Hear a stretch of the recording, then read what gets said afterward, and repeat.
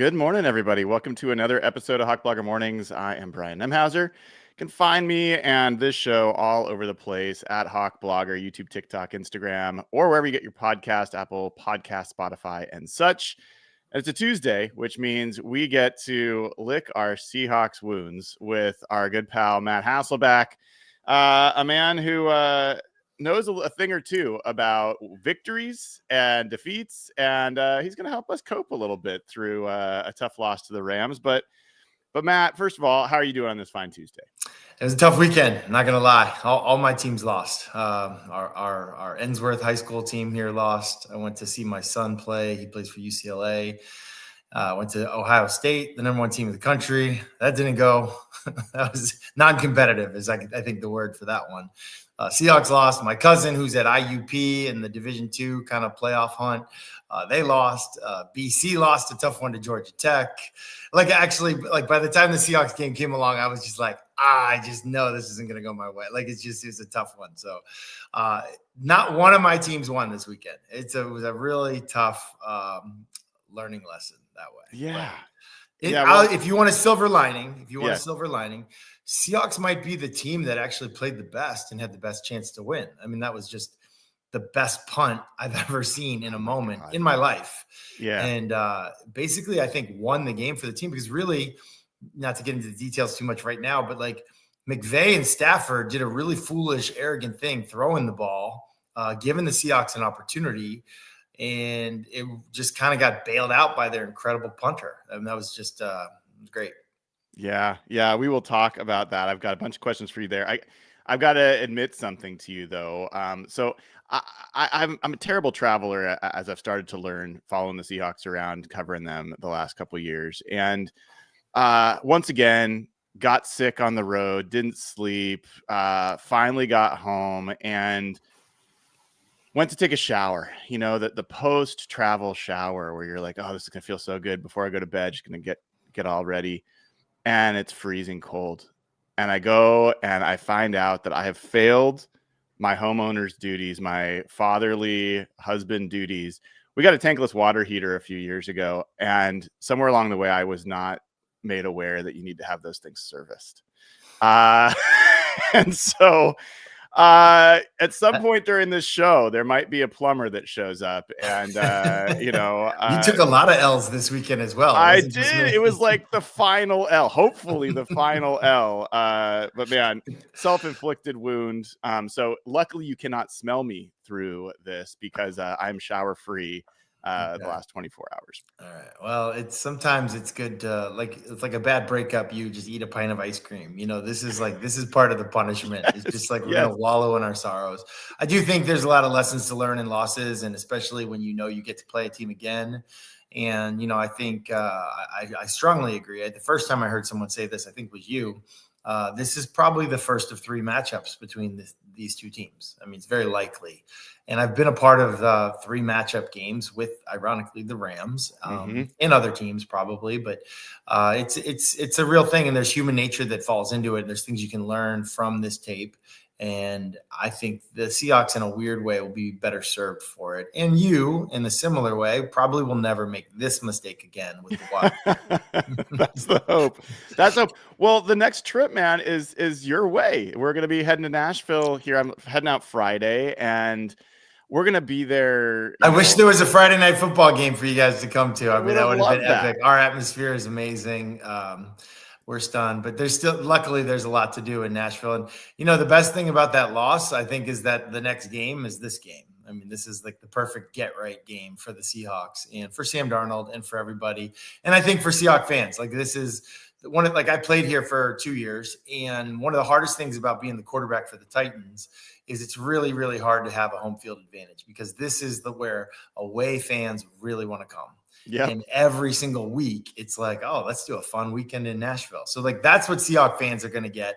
And this will be 12s all throughout the city, I'm imagining. And hopefully they can just stay hydrated enough to make it to Sunday. I think that'd be one piece of advice. It's a lot of fun. Well, yes, we have, I think, officially sold out our Saturday night deal. So that's going to be fun. But Saturday during the day, Any recommendations? Like, what would you do with a day in Nashville on Well, it Saturday? depends really what you're into. Like, there's a lot of like different fun, like culture type things here. Like, you could do all kinds of like tastings and restaurants, and like you could get on bikes and you could do like stuff like that. But it is SEC country down here. Kentucky will be in town playing Vanderbilt. It's a really hard ticket to get. And it's a walk. It's really like a walk to where your event is, I think, on Broadway. They actually walked the goalpost from the stadium down into the river last year when they beat Alabama. So it's a long walk, but like it's certainly a walk. If the college students at Vandy can carry the goalpost that long, you Yes. burn some calories. Yes. And make that walk. But no, there's a lot of like great, I would say like there's a lot of great like boutique shopping type stuff. There's live music everywhere. There's really good food, not healthy. So start your diet now, and then you have your cheat days on the weekend here. But yeah, there's going to be a lot of sports going on, I think, with sports bars and, that kind of stuff downtown. All right, that all sounds great. All right, we're going to talk about Sam Darnold, and we're going to talk about the game in general. But I want to start by asking you a couple things that happened after the game. First thing, I assume by now you've heard the Ernest Jones post-game quote, and I want to get your both versions. Yes, I'd like to get your reaction to that. Yeah, it was strong. I mean, I think if you're Sam Darnold, you're a guy that has, weathered some storms in your career, whether it be like on his first team or like wherever it is, like people throwing stones at you. And you kind of wonder like, oh, is this guy going to lose his confidence? Like, I think early on he might've lost his confidence because he's a young player or he hasn't like signed a big contract or whatever. And now I don't think like he's in danger of like losing his confidence. Now you have a teammate on the other side of the ball come to his like defense like this, or teammates come to his defense and coaches come to his defense. I don't think he's going to lose his confidence. I think it's great. It reminds me of just like the respect that you have for certain teammates. You want to like go out on a limb. You want to take a bullet, metaphorically for your guy. And that's kind of what happens. And you do that because you know what that guy is each and every day. Not what he is on just Sunday. Like, what he is each and every day. And, it's similar to the way that I think you hear guys in Indianapolis talking about Daniel Jones right now. Like, Daniel Jones is an easy punching bag for the national media. Sam Darnold, I think, is an easy punching bag. Like, listen, name a quarterback. They've thrown 4 interceptions in a game. I backed up Brett Favre. I'd see him throw 4 interceptions in the first half often and then like throw 4 touchdowns in the second half. Like it's just, they had an opportunity to come back and be the hero there with a game-winning field goal.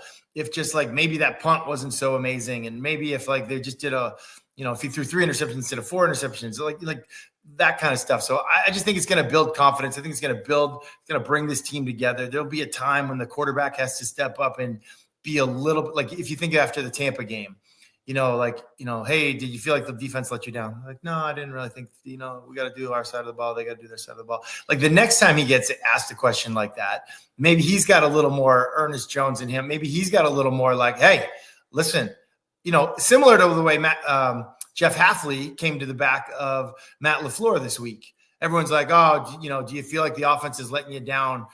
Jordan Love and Matt LaFleur. And Jeff Hafley, the D coordinator, stepped up and he's like, whoa. Like, I go against these guys every Thursday. Like, it's the hardest thing I do all week. It's harder than my Sundays. Like, just having your teammates back, that's what I think, like, really strong teams do.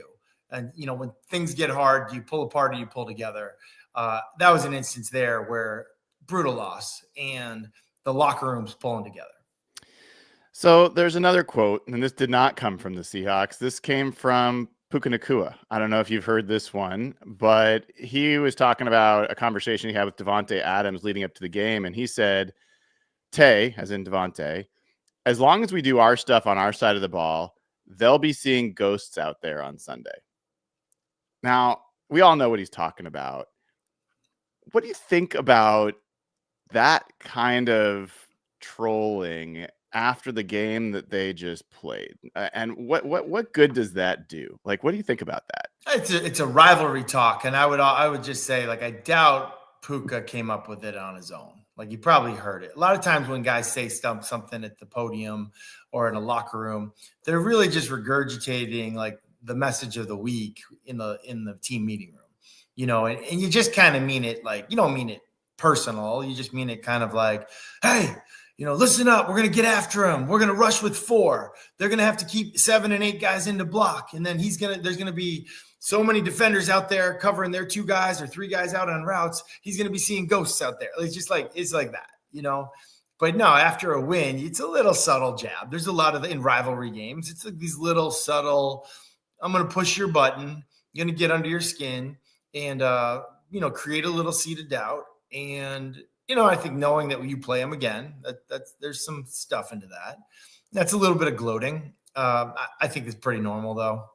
As long as you're not spitting at somebody, I think I'm pretty good with it. Yeah, I don't know why that's become a thing this year. It's so stupid. The trash talk is so real. It's so real. It's almost creative. Now, the NFL is really it's their number one thing. It's their number one point of emphasis is sportsmanship. And what they really don't want is they really don't want fights. And the spitting leads to fights, but they really don't want the fights. They think it's a bad look for the game. It's not what they want. The trickle down of college and then youth sports, parents, that's their number one thing they don't want. And so I think the people who make those rules, I agree with them, but I think they'd be shocked to hear what's actually said between, it's like a pickup basketball game. You say the most hurtful thing about your mom and, all the stuff. It's all right. It's just, it is a little bit a part of the game, but there's a line you can cross. And I think that's what I would have a problem with. The trash talking, it's almost fun. It's almost just engaging. So we got to talk about the quarterback. We need a little quarterback to quarterback, not me, but quarterback to quarterback. If you were in the room with Sam Darnold after that game, I want to go through some of the specific situations and what you thought he was seeing and all that stuff. But what's your message to him? What would you say to him, behind closed doors? It's complicated because each interception is different. They're a little bit like a snowflake, but there are some commonalities in them. Sometimes they get you. Sometimes it's you. Sometimes it's pass pro. Sometimes the receiver leaves you hanging. Sometimes the receiver leaves you hanging, but you should have known better. It's KYP. Know your personnel. Is this a rookie or is this like a Hall of Famer? Do I trust you to cross the safety's face or do I not? It's not easy. His job's not easy either, some of that kind of stuff. But I also think there's just some of the best analogies with interceptions that I've heard. It wasn't even the coach necessarily talking to me. And I've thrown my fair share. I've never thrown 5 interceptions in a game, thrown 4 many times. And I think that's pretty common. Usually you balance it out with some really good plays. And I thought Sam had about 15, 16 really, I would say good plays. We just needed one more or one more negative play. And I think that's a little bit the message. Hey, if you had one more great play or one less critical error, we win. And it's way easier to just have one less critical error than it is to have one more great play. So could you do that? And I think when you sit there and you're like, yeah, man, I could have had one less critical error. That's very doable, and so I think that that's the starting point. The starting point isn't the world isn't falling, the sky isn't falling, the world isn't crashing down on you. We're going to be okay.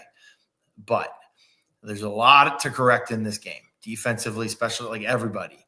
But if just you have one less critical error, we win the game. That's all we got to do. And it almost feels like a manageable task. Okay. All right. Now let's turn the tape on and let's go through the plays. And then by the end of it, you're sitting there and you're like, hey, I could have had 3 or 4 less critical errors, and I could have had maybe 3 more, 4 more great plays. We're good. It almost instills some confidence in you. And so I think that's the message to him. I think there's also another message to the team, to the play caller. It's hey, when a guy is struggling, let's help him. Let's just take the opportunity for failure out of his hands. We're in these 3rd and 3 situations. And I think we had an interception on 3rd and 3 where he set up. And then we had another one that was, I think, ruled an incompletion, but very easily could have been a fumble. And to me, fumbles are worse than interceptions. That's a topic for another day. But take it out of his hands. It's 3rd and 3. We're running the ball fine in those situations versus dime defense and passing kind of situations when we're unknown. We're good. And help him get back on track. Give us some layups. But ultimately, I thought the real issue with his interceptions was that pass protection wasn't good enough. We got 8 guys in pass protection or 7 guys in pass protection. They're rushing 4. He's getting drilled as he throws the ball. They got extra. I said it, I think, last week. The best thing you can do is get a pass rush with 4 and force them to keep more than 6 guys in protection. Good luck. Good luck. That's bad ball. So pass pro needs to get cleaned up. And if that gets cleaned up, he gets cleaned up. And then one other thing about Sam, sorry, I'm talking so long on this. No, this is great. If you look at all of his interceptions, I think I'm right about this. There might be one exception to this. His very next opportunity to throw a pass, he's great. Completion. Now, I also would say good job by Clint Kubiak. I think on a couple of them, they were like the naked bootleg version, which as a quarterback are really nice. You just turn your brain off, pure progression, outside the pocket, change the launch point, 1, 2, 3, 4, 5, like the sprinkler. And those are kind of nice, get you back on track. And they're not necessarily like short throws. They're like, first down throws on first down. So like that to me is like, here's a guy that's not seeing ghosts. He's not shook. He's not like confident, shaking, not a young guy. That's one of the reasons I think it's great that they got Sam Darnold. He's weathered these storms. He's got thick skin. He's been through the fight, been through the fire. He's got scar tissue. We're good. And that showed up to me. So I don't think he's going to like lose his confidence about this. Again, I think we were just maybe 10, 15 yards short and an amazing punt short of a win in the game, 2-point game. Like we're in it. So there's some good stuff to learn from it. I think there's some encouragement, but the Rams were the more physical team, and that is really why they lost, I think. I think that's all well said. And I think the 3rd and 3 stuff, both of the final interception and the almost fumble that you're referring to were both on 3rd and 3s. And I remember at the time thinking like, why won't this Seahawks team run on 3rd and 3 is not a have to pass it down, and the Seahawks were running the ball relatively well. So I think that's a great call out. Can I just say it's not so much that like it's not so much just the run. It's how much they were struggling with the pass. Right. And there's all the line stunts like that. I don't know. That's the whole, it helps your line out. It calms them down when they can't just like tee off. And that's what they were doing. They were just teeing off on the pass pro. Well, and similarly to that, you talk about bootlegs, all of the interceptions, as far as I remember, all came in the pocket. It was not a changing of the launch point. It was not getting him out. I don't know if Sam's had a turnover this year when he's on a bootleg style play. Like it feels like those kind of plays in general, the reads seem a little bit more clear. And if it's not there, the decision to throw it away seems a little bit more clear as well. Well, yeah, and you're outside the pocket. To me, those are a little bit of a change up just to keep him honest for everything else. But what Sam is so good at, like ridiculously good, is doing the bootleg to the right and the left. Most quarterback coaches don't even like mess with it. They're like, we're not gonna. It's too hard. I've been burned in my past. He's really great at that. And again, like that doesn't mean he's not an amazing pocket passer. He's been a great pocket passer. But when you're sped up with your feet, it's a bad feeling. You saw Jared Goff the other night in the nationally televised game against Philly. Goff's a good quarterback in a great offense, but like he was sped up. And when he was sped up, he just, he wasn't Superman. He was Clark Kent. And that's the problem.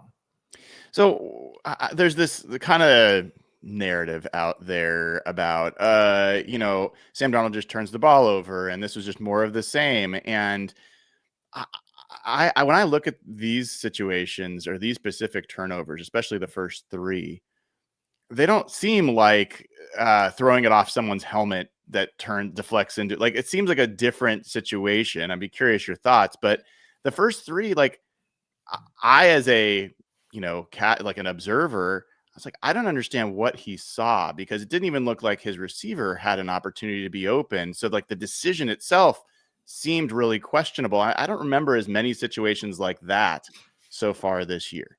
Yeah. So the first, if I'm remembering the interceptions, and you can help me, we can do it. But early in the game, kind of backed up.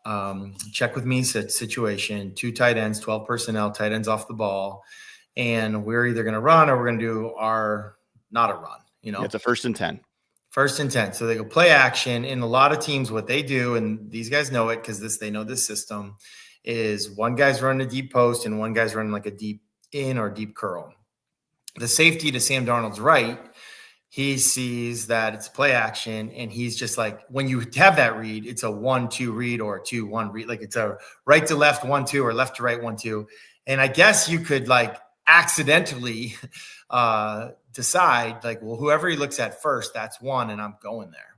And that's what the backside safety, I think it was Kinchin's, like that's what he did. And it's a little bit, it's a kind of a schemed up, like, hey, we got you. Like you played check with me, but I got, like we got you. Like my backside safety's turning this one. You're not throwing a deep post number 2. You're throwing a deep post number 1. So basically, I think it's like a little bit of a scheme. Like you kind of got us. You tip your cap to him a little bit. Like that one, that backside safety should never come over there, but they rolled the dice. Okay, so that was the first one. The second one, I feel like he was like falling away. Can you remind me about what the first one? He was falling away as well. The second one was the first play of the third quarter. Their first possession of the third quarter, and this is the stunt where the guy came free up over the right guard, and he just tossed it to the right boundary. Yeah, so like that's a great example. I think that one is, so first of all, that first play that we're talking about, it's an 8-man protection and they're rushing 4. Okay. And so like that also feeds into it. Like you kept 8 people in there to like, at least at the start, I'm responsible for protection and then I'm out, and they're only rushing 4. This next play that you're talking about, we're full sliding the line to the left, and someone from the left comes and drills him in the sternum as he's getting ready to throw the ball. He's sped up on that one. Again, that's not great. That's, we're turning our shoulders as an offensive line. Like it's one of those ones where in theory we have better protection because we have more people allocated to protection, but you actually just made it worse. So that one was not great. I wish I had him in front of me. I could really give you like a detail where I'm like, oh, fix this and we're good. I would love to be able to put the film in for you, but the NFL would copyright strike the video, and that would be. I'm gonna just see if I can do this. Yeah, take your time. You keep talking. I will say so. I mean, part of what jumps out to me, the third one, by the way, was on a 1st and 20. This was after, unfortunately, a holding penalty moved them back, and they were on their own 27. And this is one that he tried to fit into Elijah Arroyo over the middle. And that also, I mean, I think part of the thing for me, Matt, is. Okay, so can I go back? I'm wrong. Yes, please. The second one is the 3rd and 9 where they squat on him. Okay. And so there's something that some people do. I think this is reckless. They'll say, hey, just sit at the sticks. They'll tell the defenders, sit at the sticks. They'll say that. You better not sit at the sticks on this team. They've proven they'll go by you at the sticks. So this one here, he's trying to throw it to JSN, and this dude squats on JSN. I've seen JSN run this route a bunch, and so is he. I've also seen JSN run this little like subtle spray release out and up in this exact kind of situation right here. And he blows by, and I don't know. I think Shaheed is the inside guy, and he blows right by the safety too. Now I know the ball's getting thrown. This is this is an example. The next time we play the Rams, we're going to get in this exact same formation on this exact same guy. We're going to spray release. We're going to out and up this thing for a touchdown. Like just book it, okay? And we should. And the Rams should be ready for it. They can't squat on this the way that they did. And now the Seahawks. Let's try not to get into 3rd and 9. That would be the next one. All right, sorry. So you're on the first. Yeah, but even there, it's interesting to me that that's where you go, as opposed to sometimes you got to take a sack. You can't just put the ball into harm's way. You can't just throw it up in that situation. Like, do you think the decision by Sam there is justified?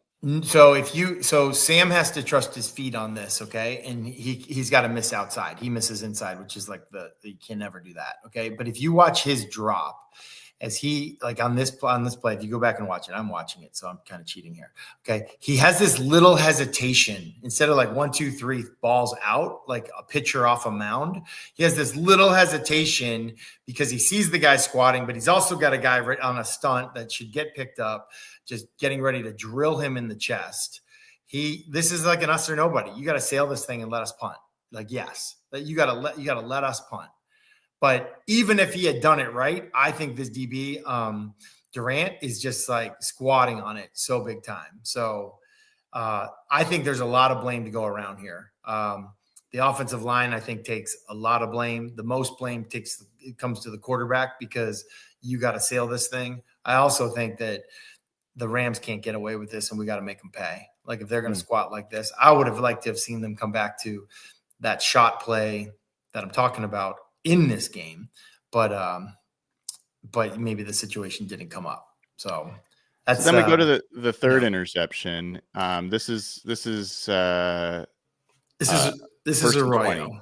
Yeah, over the middle. The fourth interception is pretty obvious, like pressure he's trying to create. At that point, he's just trying to shot put the ball. Like, that was just a bad thing all around. But the third one, I'm curious your thoughts on that one. Yeah, this is a little bit of KYP, a little bit like also like it's too high. So you're wanting that tight end to be a bender, and you want him to clear his linebacker and then bend in there. But the linebacker, you want to look at the hips, the depth, and the width of the linebacker. And this linebacker gets so much depth.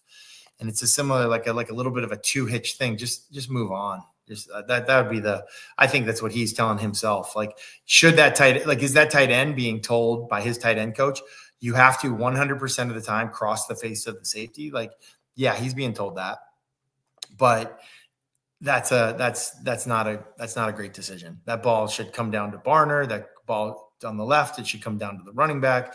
That ball's got to go somewhere else. There's a great little and understanding too the situation. Like, we're just down by 2 here. It's 1st and 20. The goal of 1st and 20 is just like, get us something. If you can get us half of it back, like, great. That's ill-advised. So I would say, like, so far on these 3 interceptions, as I go back, like, yeah, the quarterback can learn from all 3 of them and make sure it doesn't happen again. Yeah. So. And then on the last one, on the last one, because might as well. Sometimes it's therapeutic to just let these things go. You go through your progression. Again, this is us, keeping 7 guys in protection, and then they're only rushing 4. So like the math isn't great there, and we don't protect it. And so, like, there's actually a guy open. I think Shaheed's open in the middle eventually, but you're holding on to the ball, and then you got a guy in your face, and it's just, so you get to your check down really quick, and it's just, you're off schedule, and it's really bad. You got to, like, confirm what you see. And, sometimes you press when it's like the game's late and you feel like, oh, it's 2 scores and, all that kind of stuff. So, I don't know. It's hard. Like, when you're in a quarterback room after a game, you watch the interceptions. It's uncomfortable. It's hard. It's painful. It's like a root canal. You're just like, but there is something great if, like, every single position group looks in the mirror and say, what could we do differently on this play? Collectively, we kind of inch towards the details and the discipline of making sure it doesn't happen again. Now, Matt, we obviously Sam Darnold's got a reputation coming in as a guy that turns the ball over, as a guy that struggles, and I think a national reputation. But, like, I don't think that's how his teammates see him. I don't think that's how his coaches see him. Yeah, agreed. And the Vikings certainly don't see him that way. He's the answer to all their problems right now. Well, yeah. We'll see them in a few weeks. But, last year it was, okay, you're holding on to the ball too long, 9 sacks, you got to get rid of it. Like, I went back, I watched every one of those, and a lot of those were either protection breakdowns or play call challenges or things along those lines. And so now he makes a change, and all of a sudden he's getting rid of the ball much faster, like a half a second faster. He's been sacked less than any quarterback in football this year, but now he seems so reticent to get sacked that he's kind of forcing some throws, and judgment in general, like that finding that fine line between, like, one more thing. I'm sorry, I'm droning on here, but I looked at all the pressures from this game against the Rams. There were a number of big plays that Sam actually made against pressure that if he hadn't made, the Seahawks wouldn't have been that close in the game. So he has this ability to create and be a playmaker, but he's also making some decisions that are putting the ball in harm's way. Like, it seems like a very challenging balance to strike. How do you? It is. Yeah. So like, I was part of a conversation once with Andrew Luck when he was like, all-world quarterback, but yet turning the ball over a little bit. And you don't want to play scared like you're like a teenage driver in driver's ed for the first time. Like don't turn the ball over, don't turn the ball over, don't turn the ball over. I think what the analogy that was used, back with Andrew Luck, and I think it was such a great analogy. Our quarterback coach had brought an admiral in from the Navy, actually, to talk about how they train fighter pilots. And like, yes, you're the superstar Top Gun, pilot, you're the man. But like that aircraft doesn't belong to you. You don't get to just be reckless with it. You're our franchise quarterback. You're making all this money, but you don't get to be reckless with the ball. The ball doesn't really belong to you. So how do we cut it loose and play confident and fly that jet like Maverick and Top Gun, and yet be, careful and safe with the ball? And I think what it is partially, you don't get to just hit eject whenever you want with the ball. You don't get to just wing it over here, see what happens. So part of what it is whatever you do, you trust your training, and then you cut it loose and you play aggressively. And if you feel great about a throw, make the throw. If you feel hey, it's time to bolt and we got to bolt, then bolt. But when you play this indecision game, he's not there. Oh, someone's going. Oh, here, just you take it. That's where we get into trouble.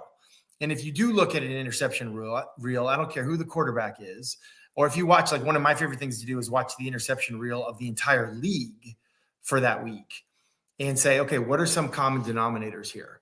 And some common denominators are, man, it's third down. I want a first down so bad. I'm not willing to let our punter punt.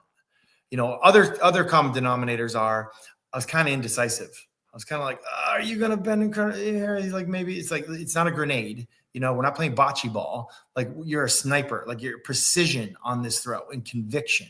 And that's how a fighter pilot fights or flies. That's how a fighter pilot flies. That's how a quarterback has to be with the football. And, I think it's more like that instead of don't turn the ball over. Pete Carroll came in 2010 and his whole message to me was don't turn the ball over, don't turn. And I turned the ball over more than I ever had in my life. And the analogy for me there is playing in a golf scramble and everyone's oh, just don't leave your putt short. A lot of people just leave their putt short. That's not the way to play. That's not the way to fly. That's not the way to play quarterback. I don't think. You got to cut it loose. So, but in a weird way, you're actually safer. It's the person who's a little bit more of an aggressive New York City cab driver, probably safer than the 16-and-a-half-year-old driving 10-2, afraid to, I don't know. So whatever. So I just think there's some of that. So if I'm coaching Sam, and I'm sure he knows this, you got to just stay you, but lose the indecision and let our punter punt sometimes. All good. We have a great defense. Let our punter punt. We'll get it back again. And these are the lessons you learn by making the mistakes. And I think all quarterbacks would tell you they learn more from the mistakes than they do from the touchdowns. And this game will be that, and there'll be an opportunity to redeem it. Matt, kept you a little bit past time. Do you have time for one more question? Sure. It's my fault. I get animated. No, this is great. This is great. I always want to be respectful of your time. So, I guess it's kind of two questions in one. I'll cheat there. So Clint Kubiak, you kind of talked about some of the play caller stuff. I'm curious what your assessment of his game was against Chris Shula's defense. And then when you kind of step back and look at the whole Rams versus Seahawks and what the Seahawks defense did to the Rams offense, I'm kind of curious where you're left thinking about these two teams. So there's a lot here. So number one, if you took away the score, the Seahawks kind of dominated the game. Devontae Adams had one catch, and it was a perfect defensive call. It was okay, the corner, you got the fade, and then I'm blanking on the name, number 7. Uchenna Nwosu. Yeah, Nwosu. And he's right there for the slant. It's the perfect defensive call. Just the details of how they did it didn't work out. It was a perfect defensive call. You take that away, and I think that was a fourth down. If it wasn't a fourth down, maybe they ran on a fourth down. But they had a really good game. So there's a lot to be encouraged by this. Now, if you look at offensively and Clint Kubiak, I think Clint Kubiak's been awesome all year, with the exception of probably the San Fran game when he knew that they knew what our playbook is and all that. And then a little bit, maybe just a little bit, this is maybe unfair, but the same thing. The Rams are running the same playbook. This is oh, that we know that and so as even as a play caller, you kind of develop, a history and an identity of who you're going to be, no matter who the opponent is, no matter if it is Kyle Shanahan helping the defense or Sean McVay helping the defense or, whatever. And you get to know your guys as well. So I think Clint Kubiak's been great. I think he's been awesome, but I do think it is going to be really fun to see what he comes up with the second time around on these opponents. Because second time around play calling, it's kind of fun. It's like trying to putt a second time. It's like, oh yeah, feel so much better about this one because you do have something to go off of. And who knows? Maybe you're right. Maybe there's a third time for this game, and that would be even more incredible. Well, I got to show you this. This is from our good friend Dave Bowling, who says, man, I miss interviewing that guy. Referring to you, the best ever. So glad you've got him on. So Big Dave, let's go. What's up, Dave? Big Dave. All right, Matt, thank you very much. Maybe we'll cross paths in Nashville. If not. Yeah, listen, I actually just randomly, we've got family in town right now, our friends in town right now. And we randomly were driving down Broadway after dinner last night. And then we were going to go hit Brooklyn Bowl, which is like a really fun bowling bar place where Tight End U was this year near Germantown, where Taylor Swift did an impromptu concert with other impromptu concerts that night. Luke Combs. It was crazy. It was like fun.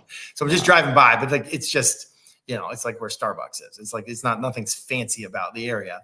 And we drove by DraftKings. I'd never seen it. It's like right there. It's a great location for your thing. So I would love to stop by. I don't know. It's on during the UCLA game, I think. What time's your party? What time's your thing? 8 p.m. Yeah. So we'll see what the score is. Game probably over by that time.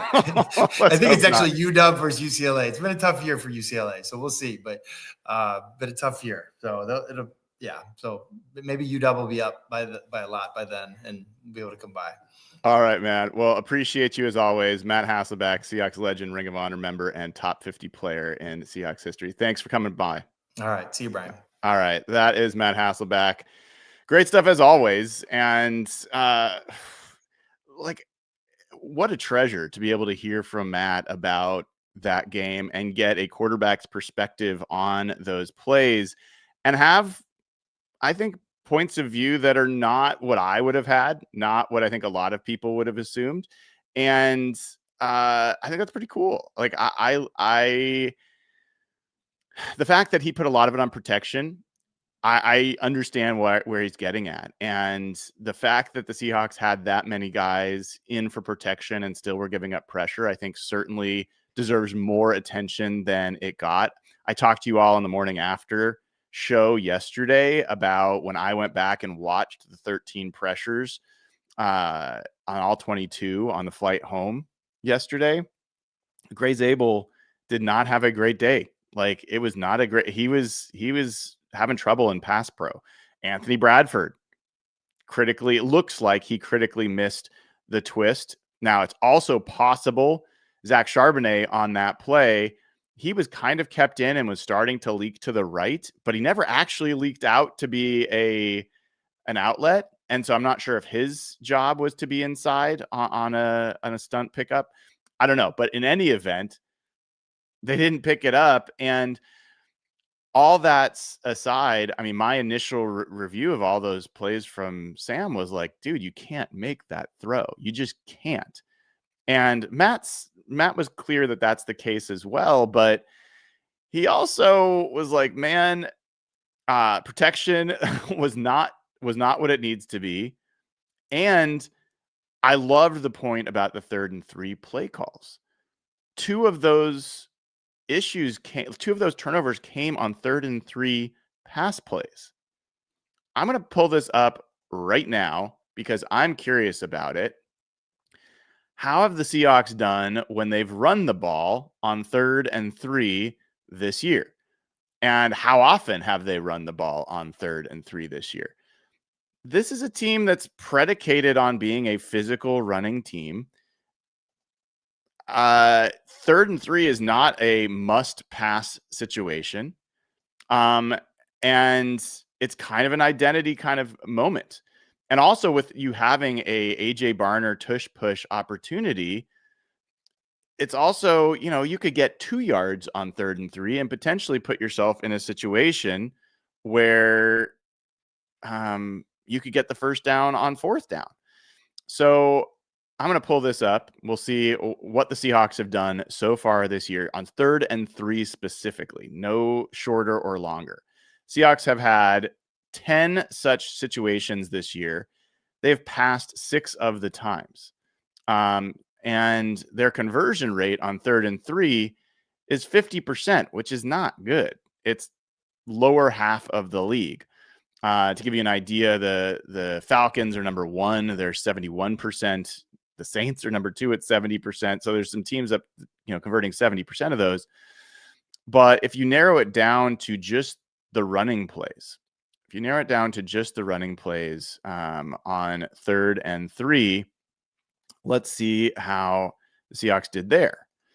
So we're going to narrow it down just to runs, and here is what we get on those 3 runs for the Seahawks. It's interesting. Seahawks have run 3 times on 3rd and 3. Every single time they have converted it to a first down, including one against the Rams. They had a 3rd and 3 with 10:33 to go in the 3rd quarter on the Rams 22-yard line, and Ken Walker ran for 7 yards. But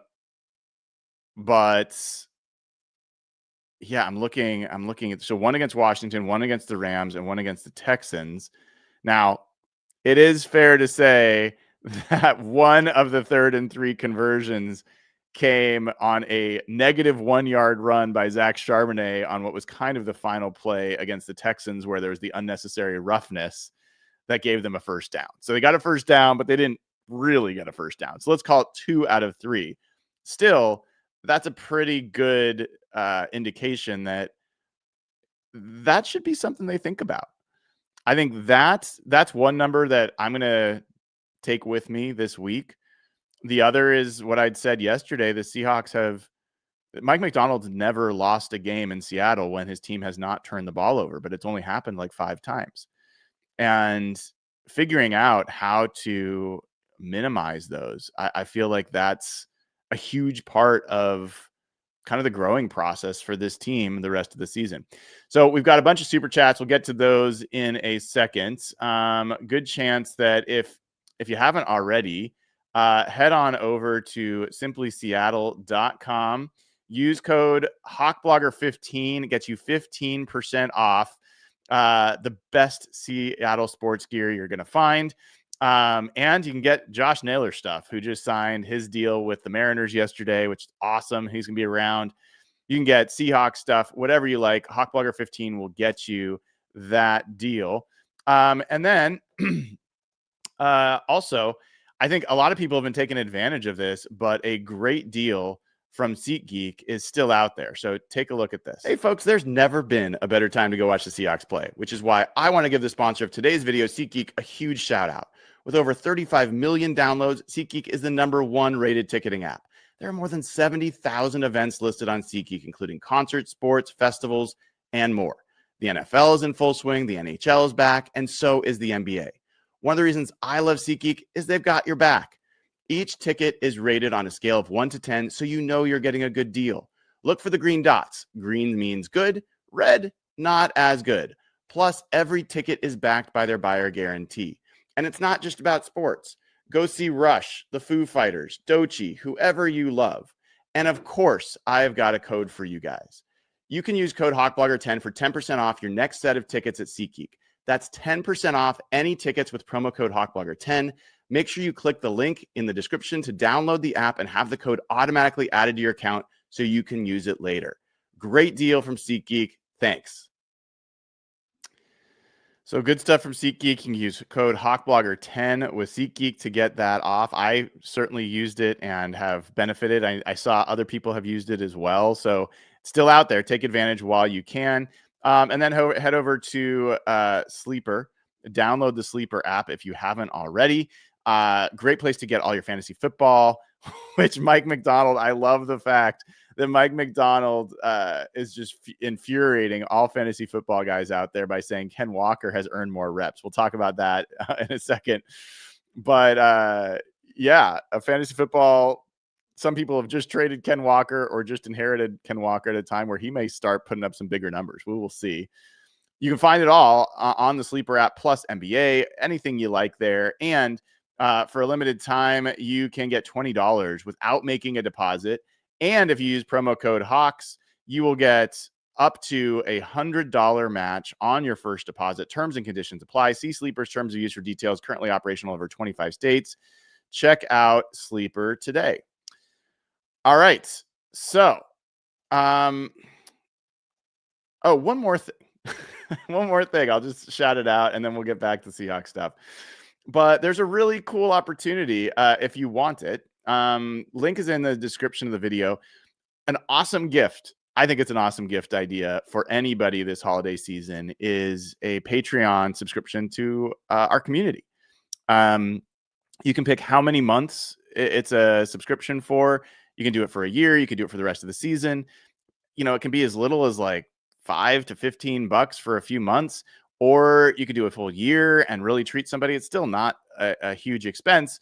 And they get to join like the friendliest, best community, I think, out there of Seahawks fans. So I think it's unique. It's easy. It's quick. You don't have to do any shopping. You just click the link, pick the length of the subscription, and Bob's your uncle. You got a nice, easy gift for a Seahawks fan out there. And also you get to support the show. So all good stuff. So bring more good people into our community. Easy thing to do. All right, so let's get to some of these super chats. And then I've got some things to talk about from Mike Macdonald yesterday. We've got this from OEL, who says, Brian, not sure if you saw Mike Dugar's tweet, but he says that Darnold seemed to be fixated on not taking sacks at the expense of making good throws. I didn't see Mike's tweet.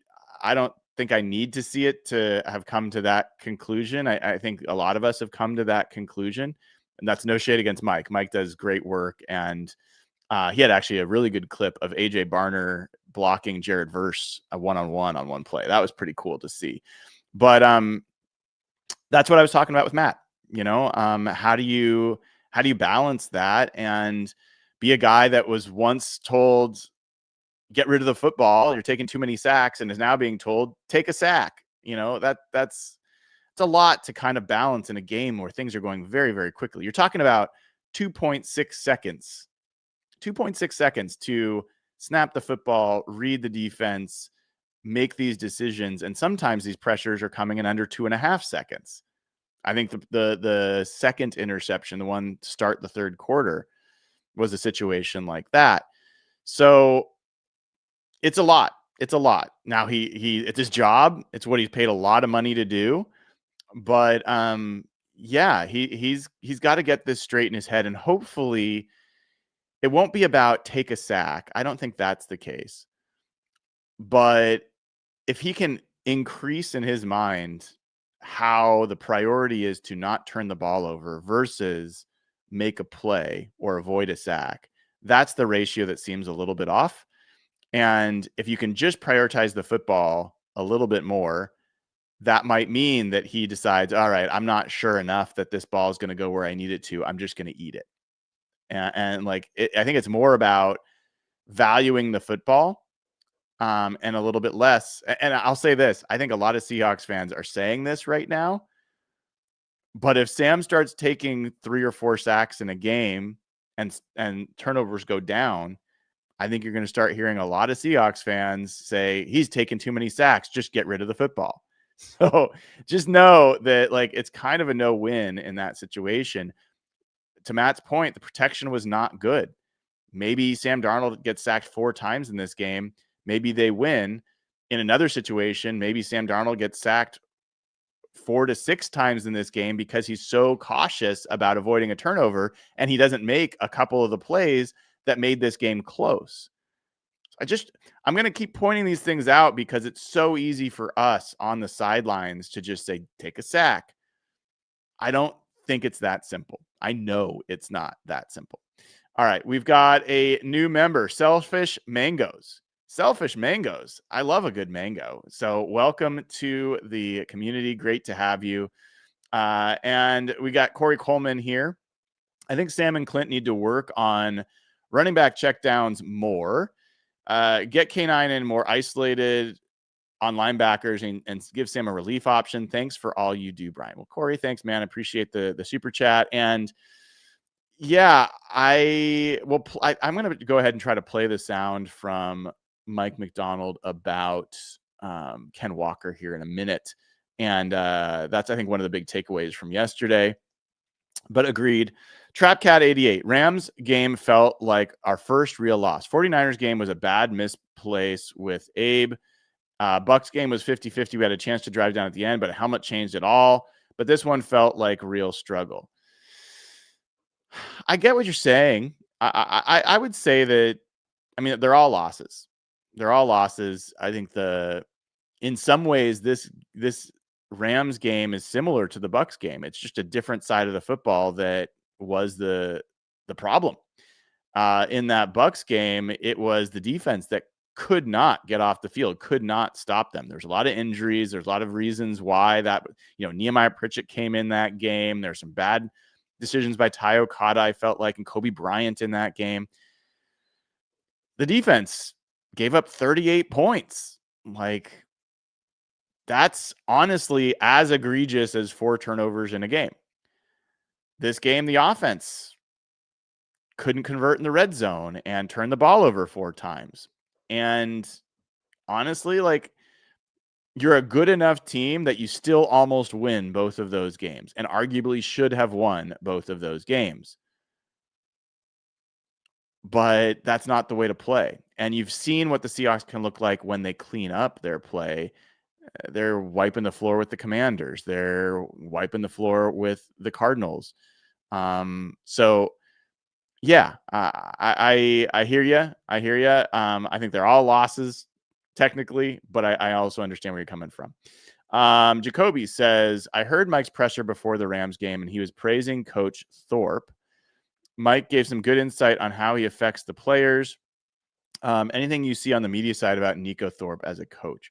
Well, Nico's just an energy guy. I mean, I'm not saying that's all he is, but he is a high energy player, coach who had been kind of the guy that helped the players, worked. I can't remember what his title was last year, but he's often like working with the players off the field. And I actually wrote about this. You can go back, if you don't believe me, go back to my end of season article on hawkblogger.com last year when I talked about EQ. In fact, maybe I'll just maybe I'll read it. I think I can find it real quick. So, well, we'll see. Okay, yes, I did find it. All right. The title of the article is My Anti-Macdonald Sentiment Misses the Mark. And in a section around EQ, I talked about him needing to work on this a little bit and just getting EQ is like emotional quotient. Like, how good are you at relating to people and connecting with people?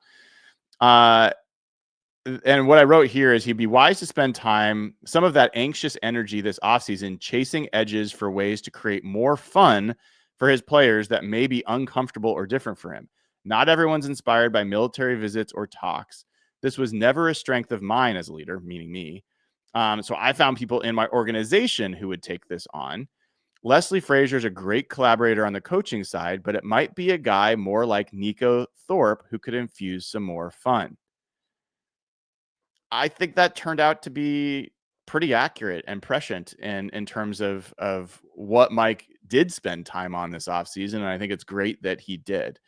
Let me bring up here. I want to bring up the press conference because there's some stuff in that press conference that were pretty important to hear. If you didn't hear anything about Gray Zabel, which I don't know where you'd be if you haven't heard Gray Zabel news at this point, but I'll play for you what Mike said because, man, it feels like the Seahawks dodged a bullet on that one. Let me pull this up for you guys and play this for you on Gray. Yeah, so really fortunate. There's I guess we avoided a significant injury, which is really positive. I'd say The words I heard were day to day.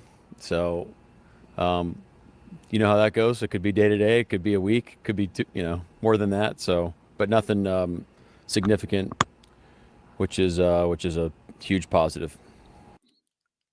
I mean, I gotta say, I was texting with some buddies.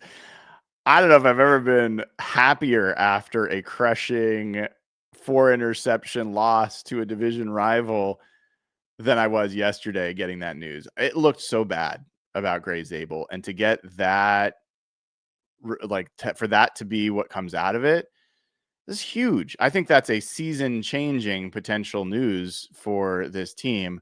And even if Gray Zabel needs to take this week off, if they want to be cautious and play Christian Haynes, it's a good week to do it. And let's maybe see if Christian Haynes, in some world, Christian Haynes playing a game and playing really well might give you a chance to say, well, maybe Anthony Bradford does have some competition at right guard, and maybe it does, when Gray Zabel's back in the lineup, give you an opportunity to improve that position as well. So I wouldn't hate Christian Haynes getting some snaps this week. I have to say, my confidence level in that is not great, because I've seen Christian Haynes get a lot of opportunities and not take advantage of them to this point in his career. But what would a full game look like against the Titans and Jeffrey Simmons? Not our Jeff Simmons, but the Titans' Jeff Simmons. It's a tough interior of that. The Titans defense is not a joke, the way that the overall team has been this year. But that was one thing that stood out for me. And then there was a few more. I'm not going to play all of them, but I want to get to where is the Ken Walker stuff? Oh, here we go. So I think this is the Ken Walker. I think Ken's showing the ability. He's showing that he's earning more opportunities to get the ball, and all three of our backs are doing a great job. And I think he really felt Ken yesterday, and just even in the pass game too, like on checkdowns and finding him, late in the play, just shows you that he's such an explosive player with the ball in his hands, and he knows, there's things that he needs to clean up in his game too, and he's done a great job in practice doing that, and we'll continue to do that. But I think Ken's showing that he deserves some more opportunities. I think that's pretty big news. It was not a news I expected to hear yesterday. You'll recall potentially a few weeks ago, I think this was maybe 3 weeks ago, I asked Mike Macdonald and Clint Kubiak in the same week. I was like, hey, every single metric you look at, points per drive, yards per play, yards per drive, everything is better for you when Ken Walker's on the field. Is he earning more opportunities? Back then, Mike Macdonald was a little bit more even-handed about that. And then Clint Kubiak was saying at that point, yes, I do think he's earning some more opportunities. I don't know that we've seen a huge change there. We've seen a little bit more Ken Walker, but not as much. And now you get this, not quite unprompted from Mike Macdonald, but he could have just said, I think Ken Walker's playing well and we're really happy with our backs. For him to say that the way he said it indicates there might be a more tectonic shift going on there, that maybe Ken Walker gets 65% of the snaps. Maybe he gets back-to-back series. Basically, they've been alternating series still. Ken Walker's out snapping the other guys for the most part, but it's a little bit wild to me that he's not getting more opportunities in the game. And I think that all the fantasy football people are pulling their hair out. I think Seahawks fans have been pulling their hair out a little bit. I will just say, part of why I think he has not been on the field, I think the two primary reasons he has not got the bulk of the snaps, maybe three. I'll give you three, I think, solid reasons. One is they want people to practice and be on the practice field to be able to then get the reps. And if people are, in training camp, Ken Walker missed a ton of training camp with a foot issue, and Zach Charbonnet missed no time. And I think they felt it would be antithetical to their principles to then play Ken Walker more than the guy that was actually putting in the practice reps. So that's just how you run your team. And I understand that. And I think now Ken Walker's been available all year. And so I think it sounds like he's been practicing all year, and that's no longer a question. The other is just health and durability. And Ken Walker has not always been available for the full season. And they have a lot of good running backs. And so this is a way to just lighten the load. And Mike Macdonald also talked about how just running one back is never the right way in his mind. It's not a wise thing to do in the NFL. And so we'll see, I think that's a factor. And then the third is pass protection. I think Ken Walker has struggled in blitz pickup over the years. Zach Charbonnet is a much better pass protector. So is George Holani. And so I think that limits some of the times that they felt comfortable having Ken out there. But you heard Mike Macdonald say, like, his ability to be an outlet for Sam Darnold's a big deal. And it was in this game. It was a huge deal in this game. Ken Walker made some huge plays as an outlet. And think about if those plays where Sam Darnold is forcing the ball downfield, if instead of having Zach Charbonnet in and not really helping on pass protection, if that had been Ken Walker and he'd been out in the flat, you could have avoided that alone, could have avoided some of those turnovers. So I do think this is a pretty big deal and something that I was happy to hear about in this game. And then let's play one more here. This is Mike Macdonald talking about what is it about Nick Emmanwori that allows him to be out there as essentially an every down player. I think in general, we actually just Brian and I are going through our clock running operation throughout the season, and it's been pretty good. Now, I think in general, All right, I think we got the wrong clip there. The 4th and 1 that got out against us on defense, Nick Emmanwori made a tremendous tackle at the 1 yard line. All right, I blew that multiple times. So there was this was a conversation he had. I asked him if there was a play or player that stood out to him, and that was him talking about that. And I think this is where he talks about the rotation of the cornerbacks, and what kind of has allowed Nick Emmanwori to be out there. I think Ken's showing the ability. Forget it, guys. I'm blowing this. It's not worth it. It's not worth it. I should have had it prepared ahead of time, but I didn't. So the only other couple things I wanted to touch on that I forgot to mention yesterday, and it is related to some of these things. So I was going back through my notes about this game, things that kind of got my attention that just didn't have time for yesterday. And honestly, my brain was only partially working. What stood out to me, a couple things here, was this was the first time the Seahawks were trailing all year. And I generally, one of the things that I really liked, and Mike did talk about this with Brock and Salk a bit, was they had a choice of how to respond to being behind. They could have gone into kind of a hurry up. They could have, tried to pass the ball a bunch. But this is early, and this is when they're down 14-3 is what I'm talking about. And if you go back and you look at what happened after they fell down 14-3, the plays that they ran, they were committed to the run at that point. And I'm going back right now. I'll look at it here. So this was down 14-3. And the Seahawks get the ball and they run the ball four of the first 5 plays on that possession. And then they run it a few more times along the way. It was a very plodding drive. They ended up getting all the way down to the 12-yard line, but they don't convert. It's one of their red zone things.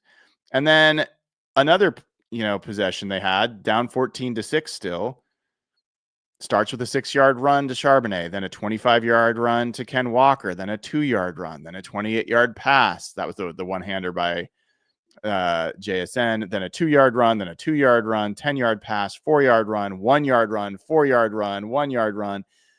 they really stuck with their identity in that moment. And I thought that was an important part of this game. And I think that it didn't pay off in terms of getting touchdowns, but it very easily could have. And I thought that was a good test for kind of the identity, the vision that they have for this team. And I thought generally that was good. The other thing that I didn't bring up that I wanted to is the cornerback rotation. So this was the first time that they have had Josh Jobe, Tariq Woolen, Devin Witherspoon, and Nick Emmanwori all available for a while. And in this game, you had Devin Witherspoon get pretty much all the snaps. He had 47 snaps. Then you had Tariq Woolen get 35 snaps. Josh Jobe got 31. And Nick Emmanwori got 48. So 48 and 47. So Emmanwori and Witherspoon were essentially fixtures out there, right? And then there was this rotation with Jobe and Woolen. And it wasn't just, when they get into dime, Woolen comes in, and when they're just in base or when they're nickel, Jobe's in there. That's how it had been. This was a shift. Woolen was out there a lot of times. Sometimes Jobe was out there. I thought they both played a pretty good game. And I think it was really cool that they're rewarding Woolen for upping his game. I think he is a terrific cornerback, and I think he's been playing terrific football. I think this is a great way to keep both guys engaged along the way. All right. The other part of this was the wide receiver rotation was interesting in this one. It wasn't quite as extreme as I thought, but like JSN, for example, I'm going to pull up snap counts and see if I'm right on this. JSN came off the field more than I remember him coming off in the past. He did play 83% of the snaps in this game. That's roughly about what he's been playing. In the first half, Cody White was out there quite a bit. Cody White ended up playing 26% of the snaps in this game. So you had JSN at 83% and Cooper Kupp at 81%. So they were clearly the 1 and 2. Then you had Rashid Shaheed at 54%. And then you had Cody White at 26%. So when Torrey Horton gets back, this could be a preview of what that's going to look like. That Torrey Horton could be getting, instead of, he'd been getting about 50% of the snaps when everyone was healthy. He might be getting 25% of the snaps. And that it worked out in this game to 22 snaps for Cody White. My guess is, I don't have this available to me easily, but I think when Cody White was on the field, it was more likely they were going to run the ball. When Rashid Shaheed was out there, more likely they were going to pass the ball. They don't want to have too much of a tell in that way, but it was just something that got my attention. So those are just a couple other things that I wanted to call out for all you sickos that like every little detail. And then we've got a couple more super chats here. OEL says, I expect Kubiak to analyze the looks the Rams gave Darnold and come up with a game plan that gives Sam solution to the Rams' questions, like a test. I agree. I think there's more opportunity for the Seahawks to make adjustments on offense and like have a much better game than there are for the Rams to make adjustments on defense and have the same kind of outcome. I think that's the best game the Rams are going to have this season against the Seahawks offense. On the other side, that's the question. Can the Seahawks have a third straight game? And I'm, again, not counting the Week 18 game, which I don't think really matters, but a third straight game where Mike Macdonald's defense absolutely owns Matt Stafford and McVay for most of that game. That's the one that is the harder thing to feel good about. But Mike Macdonald so far has had really good answers for how Sean McVay and Matt Stafford are trying to run that offense. We've got Eoin Tyrell. Hopefully I'm pronouncing that right. I know you're going to be at the Nashville event, which I'm looking forward to meeting you. He's become a YouTube member. Great to have you. And folks, one of the cool things, super chat wise, people have been doing as well is just doing a Venmo. I give Cynthia a big, sorry, hold on. I was going to try to get it up, but I can't right now. If you go to Venmo.com and then do /Brian-Nemhauser, you can actually leave a comment on your Venmo to me, and I will treat that as a super chat. So it's a great opportunity to actually have all of the money go to me as opposed to just 70%. If you do it here, it's great. Super chats anywhere are great. But if you do it via Venmo, then 100% of the proceeds go to me and the show. And I'm looking right now to see if anybody left me one since the last time. Yes, actually they did. So Joey Hamilton has left a super chat there. Thanks, Joey, for doing that. He says, earlier in the year, we saw Sam turf some balls a couple times a game. That's happened less and less lately, and turnovers have gone up. My hope is he can return to that and trust the rest of the team more. I think that's a great call out from Joey Hamilton. I think that's true, and appreciate you taking the extra step to go to Venmo.com/Brian-Nemhauser to leave a super chat there. Okay. That'll do it for this episode of Hawk Blogger Mornings. Have a great rest of your Tuesday. I'm Brian Nemhauser. Take care.